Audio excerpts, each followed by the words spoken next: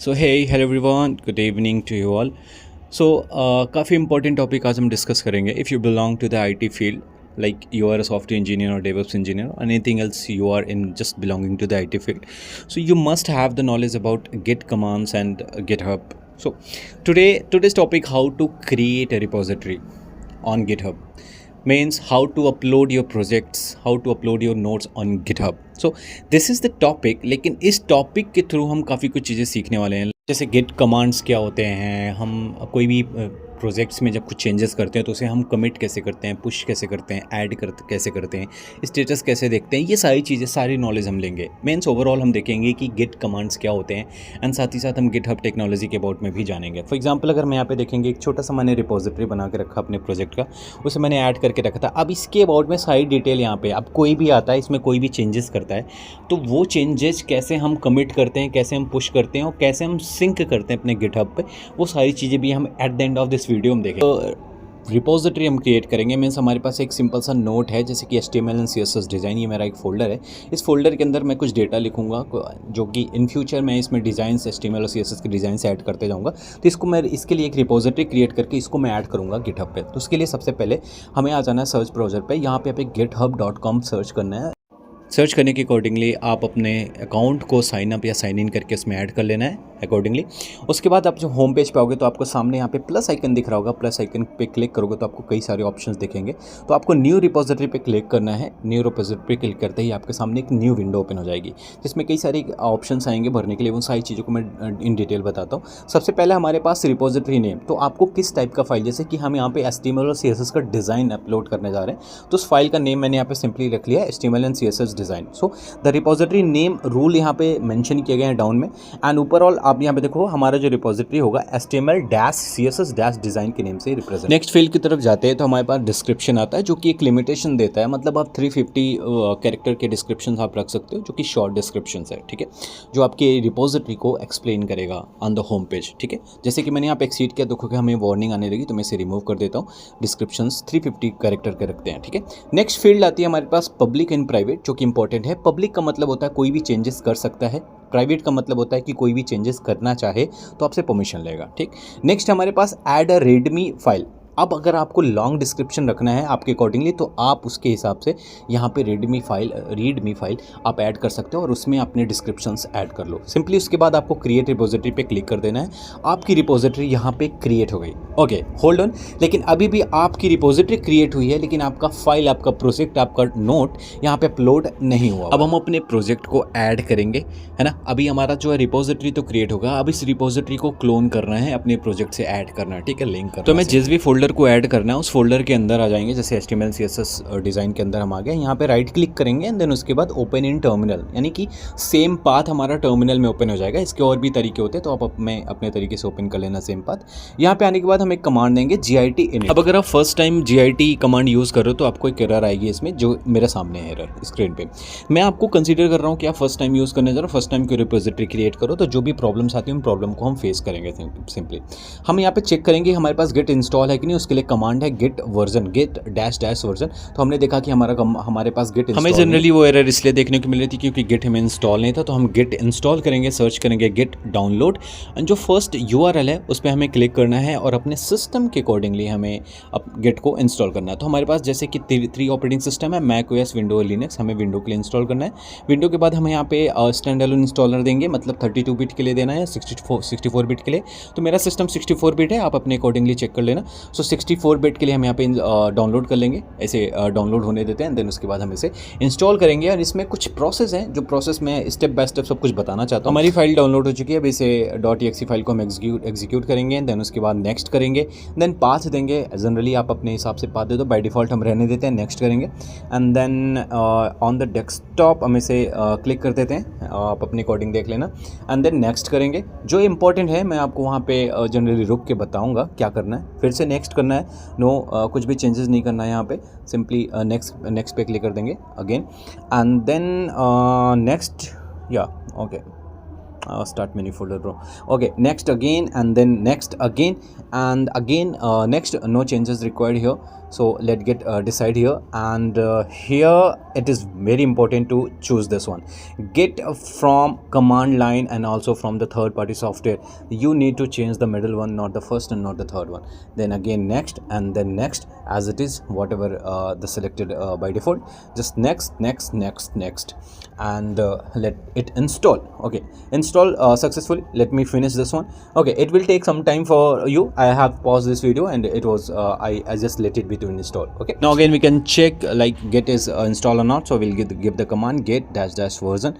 So again it is showing the error. No problem, we'll restart this, we'll reopen this path in the terminal, no issue. And again check get dash version, hit enter, and here we can see the latest version of the get is installed in our system, right? जब हम अपने project को अपने repository से हम link कर सकते हैं तो सबसे पहले हम कमांड देंगे गेट इनिट। जैसे हम इंटर हिट करेंगे वैसे ही ये जो पर्टिकुलर डायरेक्टरी है वो इनिशिएट हो जाएगी गेट रिपोजिटरी के लिए सिंपली। सो नेक्स्ट कमांड हम देंगे गेट। उससे पहले हम अपने रिपोजिटरी के पास आ जाएंगे। रिपोजिटरी के पास आके यहाँ पे कोड पर क्लिक करेंगे, एंड देन उसके बाद यहाँ पे आप देखोगे HTTPS, इसके अंदर जो कोड आ रहा है उसको हम यहाँ पे सिंपली क्लिक करके कॉपी कर लेंगे क्लिपबोर्ड पे, एंड देन उसके बाद हम कमांड देंगे git remote at origin, and then उसके बाद हमने जो कॉपी किया था उसे हमें पेस्ट कर देना है सिंपली। पेस्ट करने के बाद हम यहाँ पे इंटर हिट करेंगे, एंड यहाँ पे केयरफुली आपको लिंक को वेरीफाई कर लेना है। मैंने ऑलरेडी यहाँ पे एक बार कर लिया है जो दिखा रहा है कि already exist. So no issue, आपके अकाउंट आपके केस में ये ऐड हो जाएगा सिंपली। एंड देन उसके बाद हम यहाँ पे next command git add space dot लगाना आपको नहीं भूलना है। डॉट का मतलब होता है कि इसमें इस पर्टिकुलर डायरेक्टरी में जितने भी फाइल्स होंगे वो सारे फाइल इस पर्टिकुलर रिपोजिटरी के लिए इनिशिएट हो जाएंगी, ऐड हो जाएंगे सिंपली। अब अगर हम इसे रिफ्रेश करके देखेंगे तो अभी हमारी जो फाइल है वो यहाँ पे अपलोड नहीं हुई होगी। तो हम नेक्स्ट कमांड देंगे गेट कमिट, मतलब हमने जो ऐड किया उसके लिए हमें कमिटमेंट देना होगा। तो सिंपली गेट कमिट -m, और इसके बाद आप यहाँ पे अपना कोई कमेंट दे दोगे। जैसे कि मैं यहाँ पे कमेंट दे देता हूँ adding initial files, inter hit करते हैं, एंड देन उसके बाद यहाँ पे मेन इंपॉर्टेंट चीज़ है नोटिस करना, जो ब्रांच क्रिएट हुआ है। यहाँ पे देखोगे एक ब्रांच क्रिएट हुआ है, मास्टर नेम से ब्रांच क्रिएट हुआ है, ठीक है। फिर से हम यहाँ पे रिफ्रेश करेंगे, लेकिन अभी भी हमारे पास एक ब्रांच दिख रहा है और कोई भी फाइल यहाँ पे अपलोड नहीं है। सो नेक्स्ट हम कमांड देंगे, यानी कि जो हमने कमिट किया है उसको हमें पुश करना। तो सिंपली हम देंगे गेट पुश और -u, एंड देन ओरिजिन, जो हमारा ब्रांच नेम है, जिस ब्रांच में हमें पुश करना है मास्टर, हमने वो मास्टर दे दिया सिंपली। अब इंटर हिट करते ही आपके सामने कुछ विंडो पॉपअप होगा जो आपको लॉगिन वेरिफिकेशन के लिए पूछेगा। यहाँ पे दो तरीके के लॉगिन कर सकते हैं, एक sign in with your browser, एक साइन इन विथ कोड। मैं साइन इन विथ कोड पे क्लिक कर देता हूँ।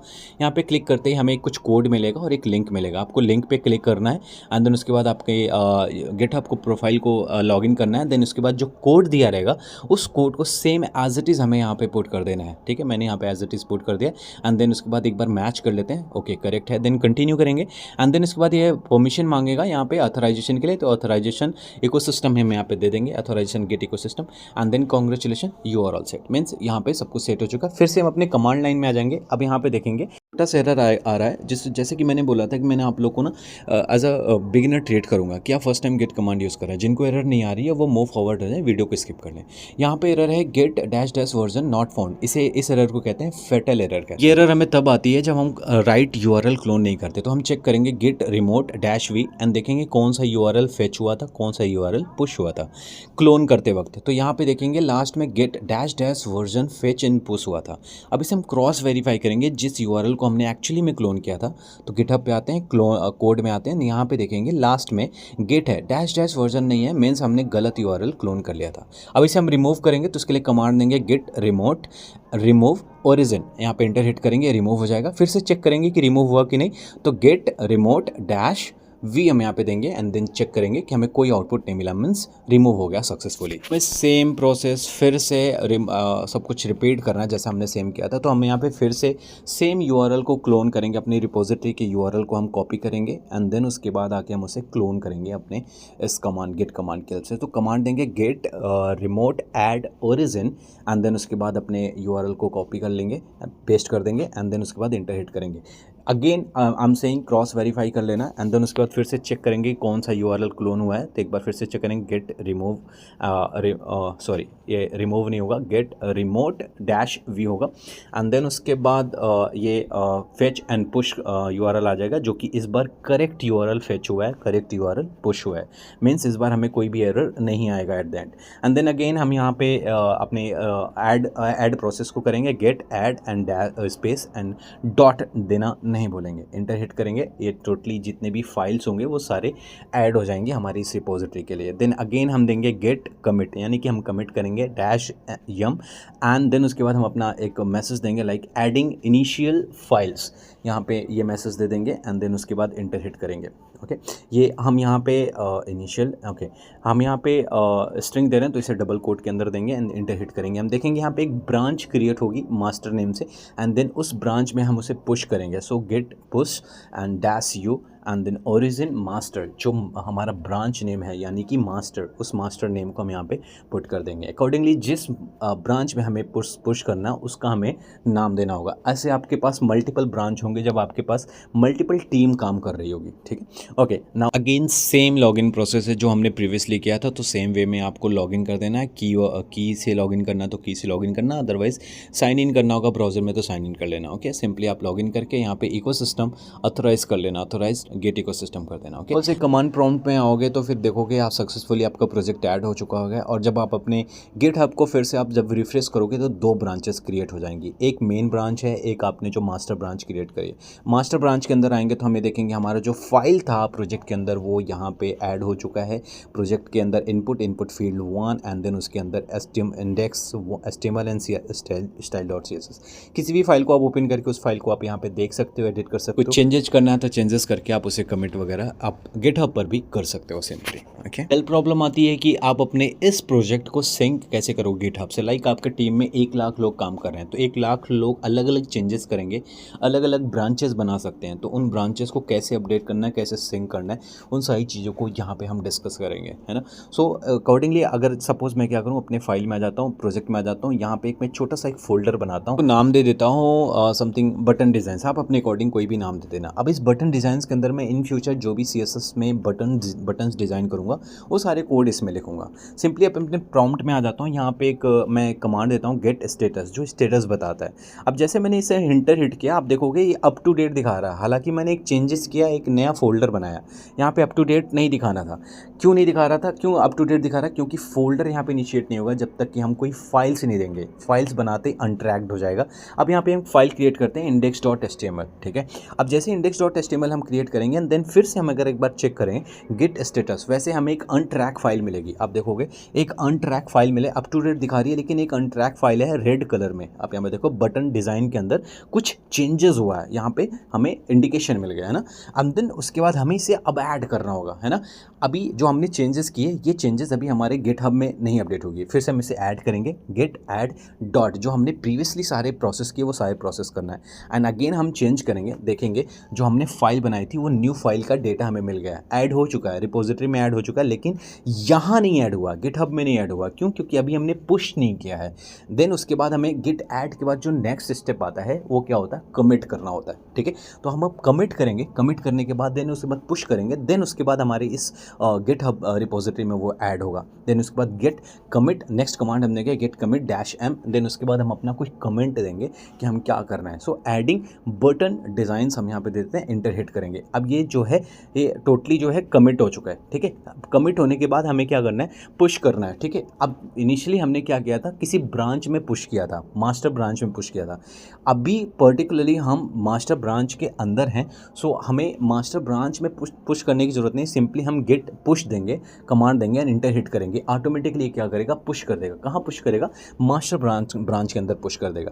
अब जैसे फिर से हम यहाँ पे रिफ्रेश करेंगे ना अपने गिटहब को, आप देखोगे जो हमने फाइल्स ऐड की हैं वो फाइल्स ऑटोमेटिकली यहाँ पे आ जाएंगी। मैं इसे ओपन करता हूँ एंड देन यहाँ पे देखो कि बटन डिज़ाइन आ गया है। बटन डिज़ाइन के अंदर index.html आ गया है। अभी बाय डिफ़ॉल्ट जो भी हमने पुश किया वो बाय डिफ़ॉल्ट मास्टर ब्रांच में पुश कर लिया, लेकिन सपोज अगर हमें किसी पर्टिकुलर ब्रांच में पुश करना तो उसके लिए हम सिंपली डिज़ाइन कोड देंगे, कमांड देंगे git push and then origin and then जो ब्रांच नेम है उसको देंगे। सपोज अगर हमें मेन में करना तो हम मेन ब्रांच दे देंगे एंड इंटर हिट करेंगे, सिंपली वो मेन में ऐड हो जाएगा सिंपली। अब सपोज अगर हमने जो रिसेंटली index.html फाइल बनाया है उसमें कुछ चेंजेस अगर हम करें, सपोज जैसे मैं अगर ओपन करके इसमें एक छोटा सा कोई कोड ऐड करके इसमें छोटा सा चेंजेस कर रहा हूँ, मतलब मैंने कुछ तो चेंज किया जो रिसेंटली अपने प्रोजेक्ट में कुछ तो चेंज किया। अभी ये चेंज कैसे रिफ्लेक्ट होगा वहाँ पे, ये चीज़ फिर से वही सेम प्रोसेस हमें करना है। हमें ऐड करना है, ऐड करने के बाद कमिट करना, कमिट करने के बाद फिर से हमें पुश करना है। कहाँ पुश करना है, किसी ब्रांच में करना, कर सकते हैं। सिंपली हम इसे चेक करेंगे, गेट स्टेटस चेक करेंगे, देन उसके बाद गेट, पहले इसे क्लियर कर लेते हैं एंड देन उसके बाद गेट स्टेटस हम चेक करेंगे एंड देखेंगे यहाँ पे क्या कुछ अनट्रैक फाइल है। बिल्कुल अनट्रैक फाइल है। किस में अनट्रैक फाइल हुआ है, अनट्रैक हुआ है बटन डिज़ाइंस में index.html में कुछ तो चेंज हुआ है ना। अब वो क्या चेंज अभी नहीं पता है। अब हम इसे ऐड करेंगे, git add dot enter hit करेंगे एंड देन अगेन जब हम गेट स्टेटस चेक कर रहे हैं तो यहाँ पे देखेंगे कि क्या चेंजेस हुआ, वो यहाँ पे हमें मिल गया। अभी भी आपने जो चेंजेस किया वो चेंजेस आपका सिंक नहीं, वो अपडेट नहीं हुआ आपके गिटहब प्रोफाइल पे। अगर आप जाओगे वहाँ पे गिटहब प्रोफाइल पे, अगर हम उसे रिफ्रेश करेंगे तो अभी भी आप देखेंगे जो बटन डिज़ाइंस के अंदर index.html है, index.html को अगर ओपन करते हैं तो अभी भी कोई भी कोड यहाँ पे ऐड नहीं हुआ, हालांकि हमने ऑलरेडी ऐड कर दिया, अपने सिस्टम पे ऐड कर दिया। ठीक है, अब इसे कब ऐड होगा, जब हम इसे पुश करेंगे। सो हम पुश करने से पहले हमें इसे क्या करना, कमिट करना। सो हम यहाँ पे कमिट करेंगे git commit -m and then अपना कोई जो कमेंट होगा, जो प्रॉपर कमेंट होगा, जो पर्टिकुलर टीम को समझ में आए कि हमने क्या कमिट किया है, क्या चेंजेस किए हैं। ठीक है, उस हिसाब से हमें कमेंट देना है। देन उसके बाद फिर से उसके बाद हमें गेट पुश कर देना है। गेट पुश करेंगे देन जनरली हम क्या कर रहे हैं, गेट पुश कर रहे हैं यहाँ पे। फर्स्ट टाइम हम जब कर रहे थे गेट पुश एंड देन उसके बाद हम वहाँ ब्रांच नेम दे रहे थे, है ना, जो ब्रांच क्रिएट हो रहा है। आप ब्रांच नेम दे सकते हो पर्टिकुलर किसी ब्रांच में, आपके सामने आपके पास ढेर सारे ब्रांच हैं, उन ब्रांच में अगर आपको पुश करना तो आप अपने अकॉर्डिंगली की ब्रांच नेम देके आप पुश कर सकते हो। सिंपल वो पर्टिकुलर ब्रांच में जाएगा। सो इस तरीके से हम कोई रिपोजिटरी क्रिएट करते हैं, रिपोजिटरी में कुछ अपडेट करते हैं, कोई प्रोजेक्ट को हम अपने रिपोजिटरी से किसी रिपोजिटरी को अपने प्रोजेक्ट में कैसे क्लोन करते हैं, कैसे ऐड करते हैं, कैसे लिंक करते हैं, कैसे सिंक करते हैं, ये सारी चीज़ें थी। होप सो हर एक चीज़ क्लियर हो। अगर इसमें कोई भी डाउट हो please let me know and don't forget to subscribe.